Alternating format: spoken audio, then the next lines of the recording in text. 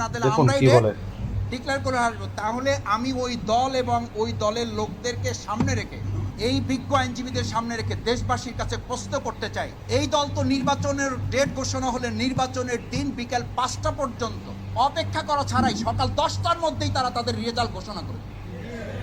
যে দলের নেতারা এই কথা বলতে পারে যে হয় ডেট আপনারা দেন, নাহলে ডেট আমরা দিয়ে দেবো, ওরা তো প্রত্যেক কেন্দ্রে কেন্দ্রে এই কথা বলবে, হয় বিজয় আমাদের ঘোষণা করে দেন, নাহলে আমরা বিজয়। এই আশঙ্কা থেকেই এই দেশের জাতি এখন বলছে আগে বিচার করতে হবে, সংস্কার করতে হবে, তারপর নির্বাচন দিতে হবে। না হলে এই যে হুমকি, যেই থ্রেট আপনারা দিচ্ছেন, এগুলো তো আওয়ামী লীগের আমলেও তো আমরা এরকম কথা শুনি। আওয়ামী লীগের ফ্যাসিস্টরাও এরকম কথা বলে নাই, ওরা তো অন্তত সংবিধানের কথা বলছে, দোহাই দিছে, কোর্টের দোহাই দিছে, কিন্তু এত বাজে কথা মানুষকে বলে বিব্রত করেন। আপনারা বলেন বিব্রত, বিব্রত তো জনগণ। আপনারা বলেন আপনারা হতাশ, হতাশ তো জনগণ। জনগণকে আমরা হতাশ করছি। আমাদের